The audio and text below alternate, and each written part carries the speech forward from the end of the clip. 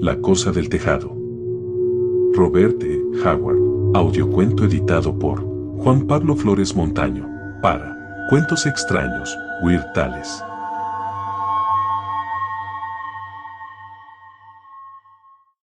La cosa del tejado. De Tim on the Roof. Weird Tales, febrero, 1932. Avanzan pesadamente a través de la noche. Con su paso elefantino. Tiemblo atemorizado. Y me acurruco en la cama. Elevan alas colosales. Sobre los tejados a dos aguas. Que retumban bajo las pisadas. De sus pezuñas mastodónticas. Justin Jeffrey, lo que procede del país antiguo. Empezaré diciendo que me sorprendió la llamada de Tusman. Nunca habíamos sido amigos íntimos, sus instintos mercenarios me repelían, y desde nuestra amarga polémica de 3 años antes, cuando intentó desacreditar mis pruebas de la cultura nahua en el Yucatán, que había sido el resultado de años de cuidadosa investigación, nuestras relaciones habían sido cualquier cosa menos cordiales. Sin embargo, le recibí y sus modales me parecieron apremiantes y bruscos, pero más bien distraídos, como si su disgusto hacia mí hubiera sido dejado de lado por alguna pasión obsesiva que se hubiera adueñado de él. Pronto expuso la razón que le había traído ante mí. Deseaba que le prestara ayuda para obtener un ejemplar de la primera edición de Los cultos sin nombre de von Hunt, la edición conocida como el Libro Negro, no por su color, sino por sus oscuros contenidos. Igual me podría haber pedido la traducción griega original del Necronomicon. Aunque desde mi regreso del Yucatán había dedicado prácticamente todo mi tiempo a mi vocación de coleccionismo de libros, no había tropezado con nada que indicase que el volumen de la edición de Düsseldorf siguiera estando disponible. Un inciso sobre esta obra rara. Su extrema ambigüedad en algunos aspectos, unida al increíble tema que trata, ha provocado que durante mucho tiempo sea considerada una simple colección de desvaríos de un maníaco, y el autor ha sido maldito con la marca de la locura. Pero el hecho es que gran parte de sus afirmaciones son incontestables, y que pasó los 45 años de su vida indagando en lugares extraños y descubriendo cosas secretas y abismales. No se imprimieron muchos ejemplares de la primera edición, y gran parte de ellos fueron quemados por sus asustados propietarios cuando encontraron a von Hunt estrangulado de forma misteriosa, dentro de su habitación cerrada con llave, en una noche de 1840, 6 meses después de que hubiera regresado de un misterioso viaje a Mongolia. 5 años después, un impresor de Londres, un tal Bridewell, hizo una edición pirata de la obra y publicó una traducción barata que hacía hincapié en los aspectos sensacionalistas, llena de grabados grotescos y sembrada de erratas, traducciones equivocadas y los errores habituales de una edición pobre y no académica. Esto sirvió para desacreditar todavía más la obra original, y los editores y el público se olvidaron del libro hasta 1909, cuando la Golden Goblin Press de Nueva York sacó una edición. Su versión fue tan cuidadosamente expurgada que un cuarto del material original se quedó fuera. El libro estaba espléndidamente encuadernado y decorado con las exquisitas y extrañamente imaginativas ilustraciones de Diego Vázquez. La edición estaba pensada para el consumo popular, pero las inclinaciones artísticas de los editores traicionaron esa finalidad, ya que el coste de la producción del libro fue tan alto que se vieron obligados a ponerlo a la venta a un precio prohibitivo. Le estaba explicando todo esto a Tusman cuando me interrumpió bruscamente para decirme que no era un completo ignorante en semejantes materias. Uno de los libros de Golden Goblin adornaba su biblioteca, dijo, y fue en él donde encontró cierta frase que despertó su interés. Si pudiera proporcionarle una copia de la edición original de 1839, se aseguraría de compensarme, sabiendo, añadió, que sería inútil ofrecerme dinero. A cambio de mis molestias, lo que haría sería presentar una retractación completa de sus antiguas acusaciones en referencia a mis investigaciones en el Yucatán, y ofrecer una disculpa en The Scientific News. Admito que me quedé perplejo ante esto, y comprendí que si la cuestión significaba tanto para Tusman como para estar dispuesto a hacer semejantes concesiones, debía de tratarse de algo de la máxima importancia.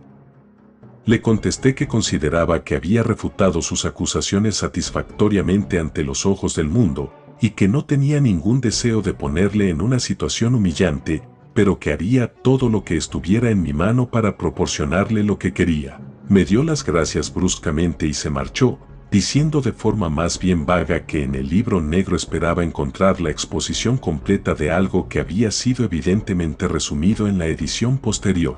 Me puse manos a la obra, escribiendo cartas a amigos, colegas y libreros de todo el mundo, y pronto descubrí que había emprendido una tarea de no poca envergadura. Pasaron 3 meses antes de que mis esfuerzos se vieran coronados por el éxito, pero por fin, gracias a la ayuda del profesor James Clemente Richmond, Virginia, pude obtener lo que deseaba. Se lo notifiqué a Tusman y vino a Londres en el primer tren.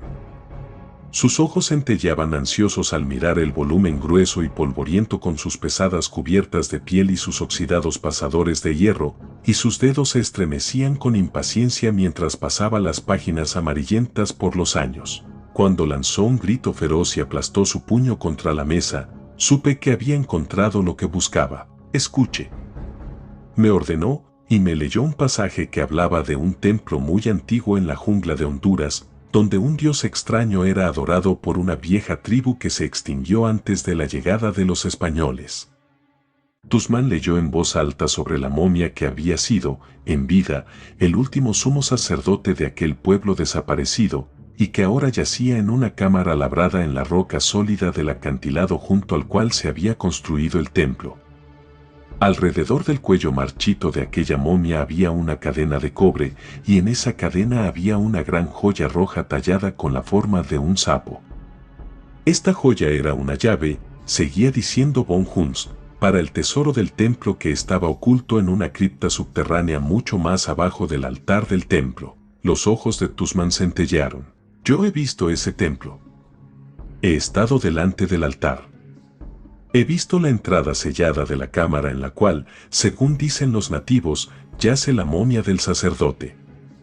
Es un templo muy curioso, no más parecido a las ruinas de los indios prehistóricos que a los edificios de los latinoamericanos modernos.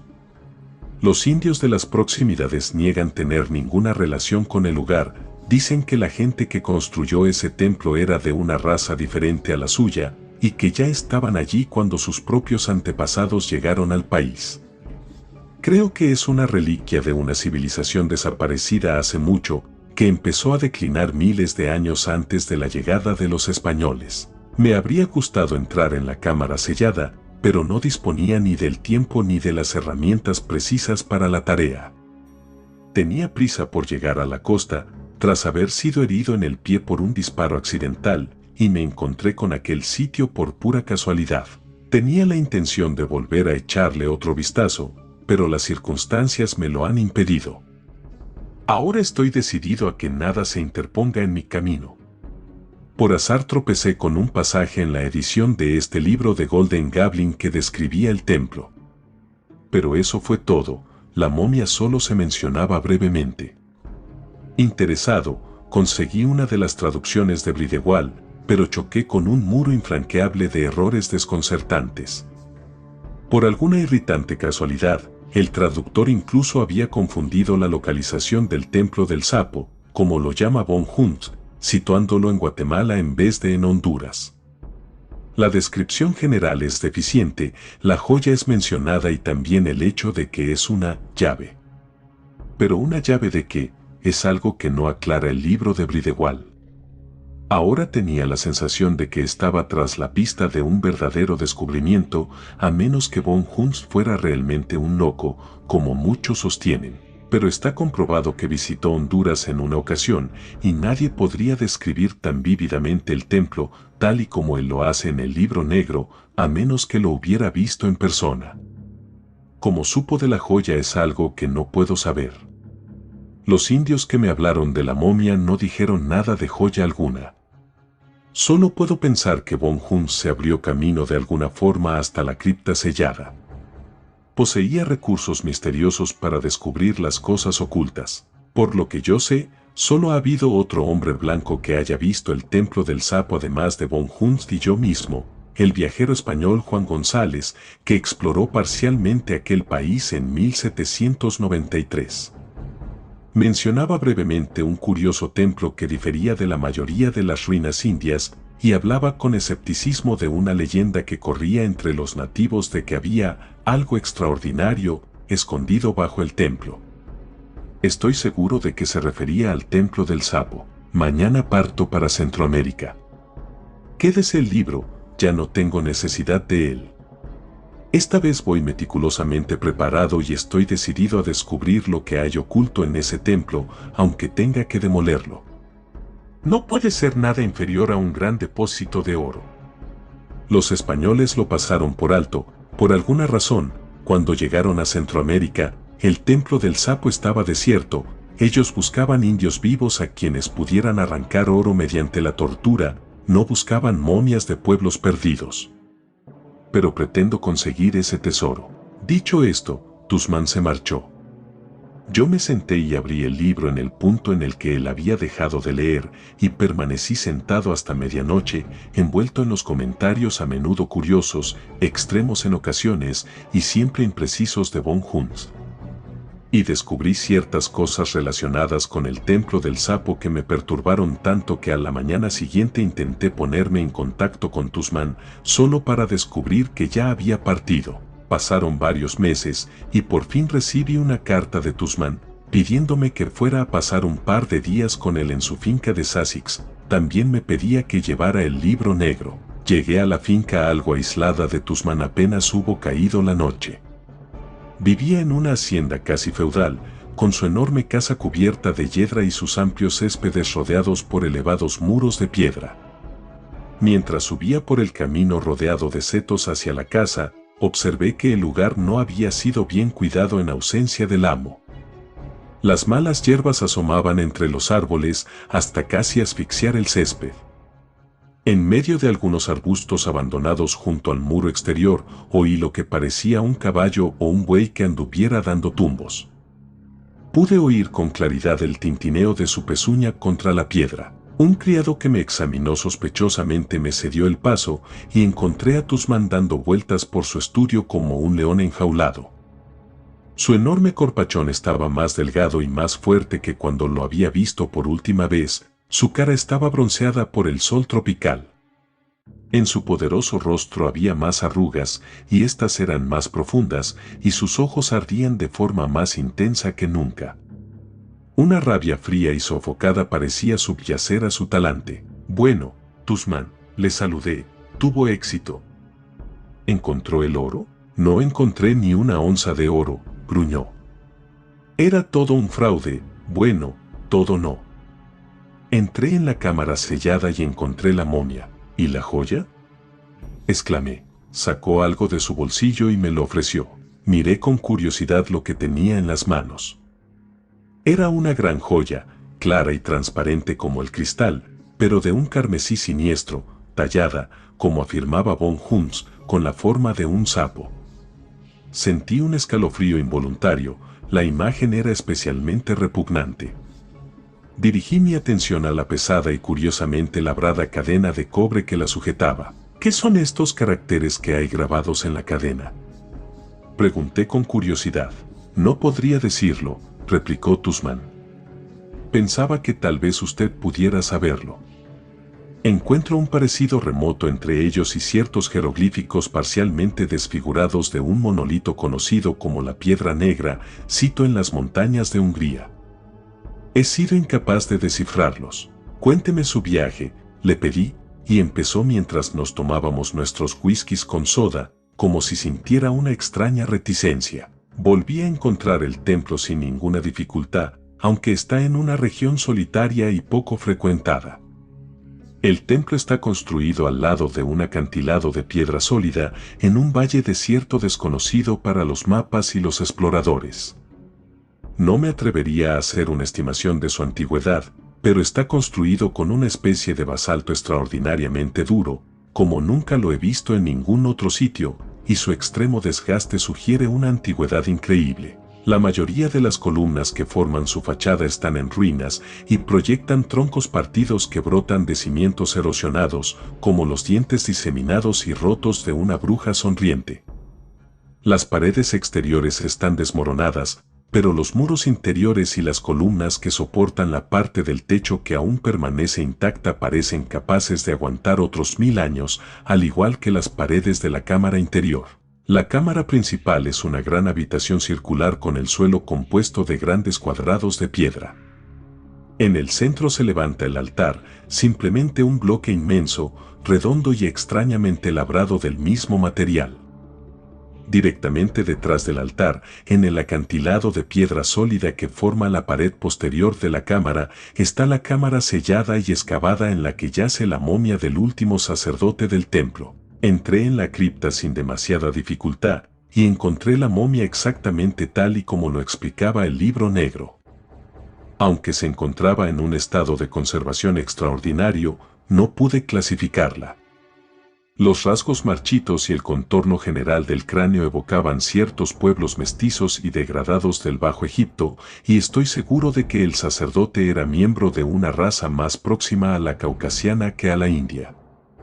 Aparte de esto, no puedo hacer ninguna afirmación positiva, pero la joya estaba allí, y la cadena colgaba del cuello reseco. A partir de ese punto, la narración de Tusman se volvía tan imprecisa que tuve dificultades para seguirle y me pregunté si el sol tropical no habría afectado su mente.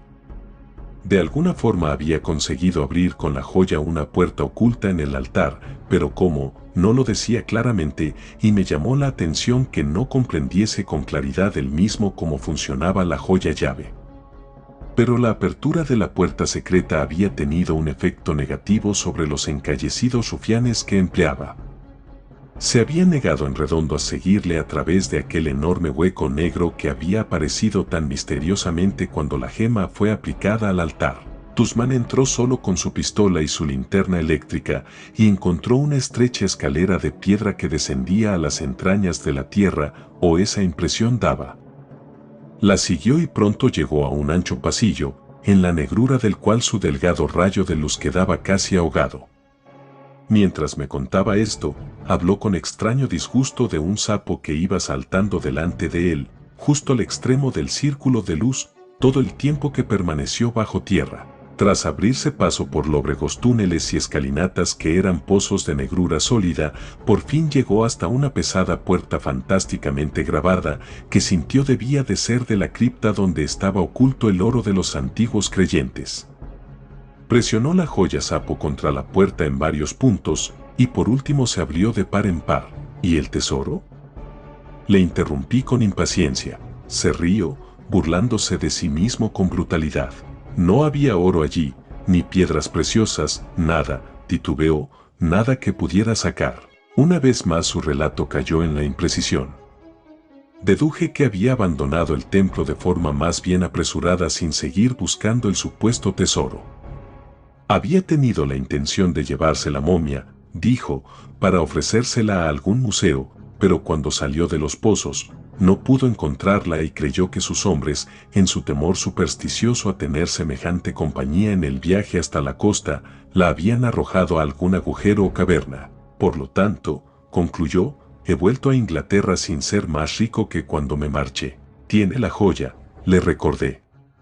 Seguramente será valiosa. La miró sin aprecio, pero con una especie de feroz avidez que parecía casi obsesiva. ¿Usted diría que es un rubí?, preguntó. Agité la cabeza. Soy incapaz de clasificarla. ¿Y yo?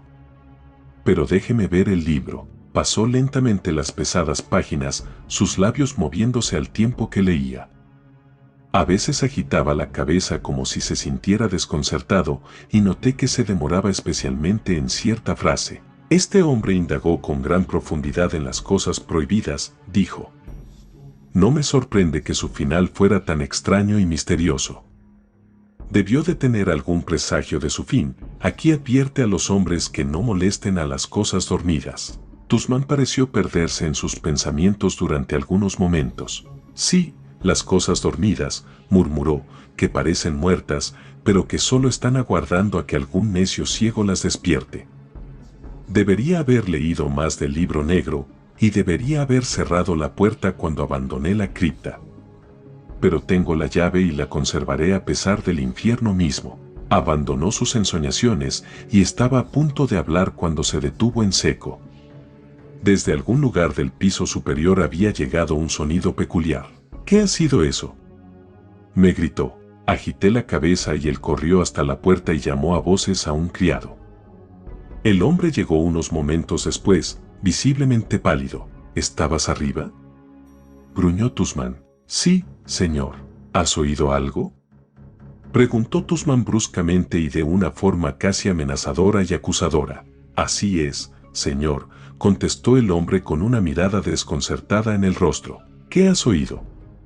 La pregunta fue un rugido. Bueno, señor, el hombre se rió como pidiendo disculpas. Dirá que estoy un poco ido, me temo, pero a decir verdad, señor, sonó como si hubiera un caballo dando vueltas por el tejado. Un fogonazo de locura absoluta saltó a los ojos de Tuzman.